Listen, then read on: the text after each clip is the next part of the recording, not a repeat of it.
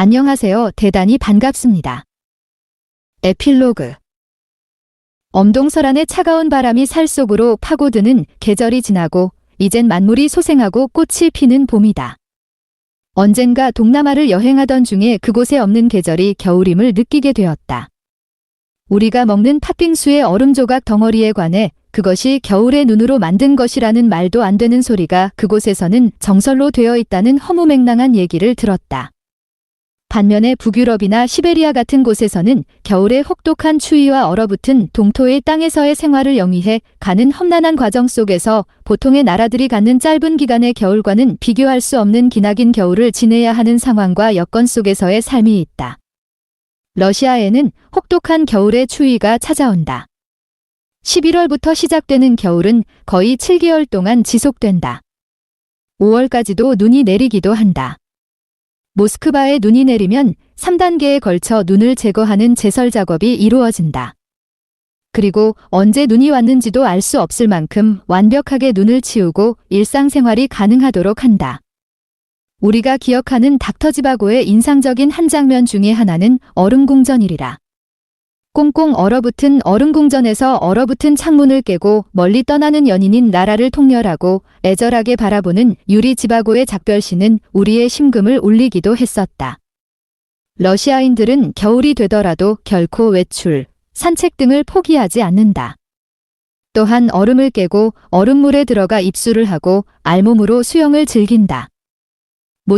모스크바인의 약칭들은 한겨울의 오페라, 발레 등의 공연을 즐기고 문화예술을 향유한다. 그러면서 그들이 털어놓는 얘기에 놀라게 된다. 영하 40도가 아니면 추위가 아니다. 술도 40도의 알코올 도수가 아니면 진정한 술꾼이 마셔야 할 술이 아니다. 그 정도의 알코올 도수가 되어야만 영하의 날씨 속에서도 독한 술로서 제 기능을 발휘할 수 있다는 것이다. 그리고 여행을 나선다고 하면 최소한 400km 이상의 거리를 이동해야 여행다운 여행이라고 할 수 있다는 호기로움이 러시아인들에게 있다. 겨울의 묘미는 무엇보다 어렵고 힘든 시기를 견뎌내고 버텨내는 것이다. 인생에 있어서 겨울의 시기에 접어들었다고 여긴다면 봄, 여름, 가을 동안 씨 뿌리고 키워내고 수확한 수확물을 충분히 비축하고 저장해서 전혀 경제활동이 어려운 겨울에 대비하여 차가운 겨울 악조건과 환경 속에서도 삶을 영위해 나갈 수 있는 대비책을 강구해야 하는 것이 슬기롭게 삶을 영위할 수 있는 삶의 지혜이리라. 우리는 사계절이 뚜렷하고 수려한 금수강산을 가진 축복받은 민족이라고 자부하고 지내야 하는 것인지 아니면 척박한 반도의 지정학적 위치에서 그리고 부족한 자원 빈국에서 오로지 원망과 한탄만으로 체념하고 한많은 세상을 살아오고 영위해 온 것인지 알 수 없다. 얼마 전 우리는 선진국의 반열에 올랐다는 객관적이고 국제적인 인증을 받은 바 있다. 그러나 아직도 우리에게는 구태의연한 구습이 잔존해 있고 피해의식, 패배주의, 내로남불 책임전가 등 남의 탓을 일삼는 구습이 만연해 있다. 근대 자본주의가 형성되던 국가에서 기본적으로 가졌던 교양과 재산을 가진 성숙한 시민의식이 제대로의 근대화 과정을 거치지 못한 우리에게 형성되어 있는가? 새로운 수필집 덕향을 펴내고 보니 감회가 새롭다. 어렵고 힘들었던 지난 2년간의 일상이 주마등처럼 파노라마같이 지나간다. 제대로 회합이나 모임도 못하고 사회적 거리두기에 묶여 가족 간, 친구 간 절연의 상태로 지냈던 지난 시간이 어쩌면 혹한 속에 겨울잠을 잔 것처럼 느껴지기도 한다. 정말 세상을 살아가는 데 있어서 중요한 것 중에 하나는 인간관계인데 그런 인간관계 속에서의 필수적인 부분은 서로 간의 교감과 정서적인 공감을 하고 추억을 공유하는 것이 필요한데 그런 세월을 보낸 속에서 우리는 서로를 다 잊고 지냈던 것이 아닐까 여겨지기도 한다. 우리의 친구, 지인, 친인척 가족 등의 경조사회의 참석도 요양원, 요양병원 등의 대면적인 면회 자체도 힘들었고 어려웠다. 해외여행은 말할 것도 없었고 국내 여행마저 경원되었고 눈치를 봐야 할 지경이었다. 요즘에 와서는 우리의 K문화가 세계적인 주목을 받고 있는 시대에 이르고 있다. 우리의 영화, 드라마가 칸과 아카데미를 점령하고 우뚝 섰다. 또한 BTS가 빌보드 차트 1위를 오랫동안 점하기도 했다. 폭력과 마약과 선정성에 식상해진 세계인들이 이제는 우리의 전통문화, 우리의 고유의 것에 주목하고 있는 것이다. 가장 개인적인 것이 가장 세계적인 것이 되어가고 있는 셈이다. 또한 한국적인 것이 보편적인 것으로 인정받고 있는 셈이리라. 유럽의 영화, 연극, 오페라, 기타, 영상문화, 예술 등은 모두 미국의 할리우드에 압도당했다.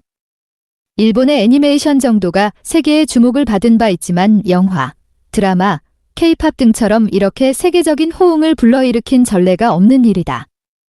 우리의 저력이 빛을 발하고 있는 셈이다. 한창 뜨겁게 타올랐던 월드컵이 아르헨티나의 우승으로 마무리되었다.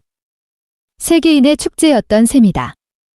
카타르라는 중동의 조그만 나라에서 세계인이 몰려들고 코로나19로 누려보지 못했던 제대로 된 행사를 하는 셈이다. 이제는 WBC 월드 베이스볼 클래식을 치르고 있다. 우리 선수들의 선전을 기원한다. 수유칠덕이라는 노자의 말씀이 있다. 인간 수양의 근본을 무리가지 7가지 덕목에서 찾아야 한다는 의미이다. 첫째, 겸손이다. 물은 높은 곳을 차지하기 위해 다투지 않고 낮은 곳으로 흐른다. 둘째는 지혜다. 물길이 막히면 돌아간다. 물은 막힌 곳을 고집하지 않고 돌아갈 줄 아는 것을 지혜라 한다. 셋째, 포용력이다. 물은 무엇이든 받아준다. 넷째, 융통성이다. 물은 형태가 없다. 물이 담긴 그릇의 모양대로 변화무쌍한 모습으로 변화하는 융통성을 보여주는 것이다. 다섯째는 용기다. 때로는 절벽으로 떨어지는 폭포, 때로는 수증기로 증발해버리기도 하며 몸을 부수는 여러 과정을 마다하지 않는다. 여섯째는 인내다. 물은 바위도 뚫는다. 하루아침이 아닌 오랜 시간 끈기와 인내로 원하는 바를 이뤄낸다. 일곱 번째는 대의다. 물은 결국 바다가 된다. 노자의 상선약수처럼 수유칠덕도 인간이 간직해야 할 명언이고 모든 사람들이 세상을 살면서 명심해야 할 경구가 아닐 수 없다. 옛말에 이르기를 난양백리, 묵향천리, 덕향만리라고 했다. 인간이 가진 품성과 덕성, 인품은 말없이 그렇게 인간 세계에 지대한 영향을 미친다. 졸저 덕향, 이 나오기까지 물심양면으로 지원을 아끼지 않은 많은 도움을 준 이들과 가족들에게 깊은 감사를 전한다.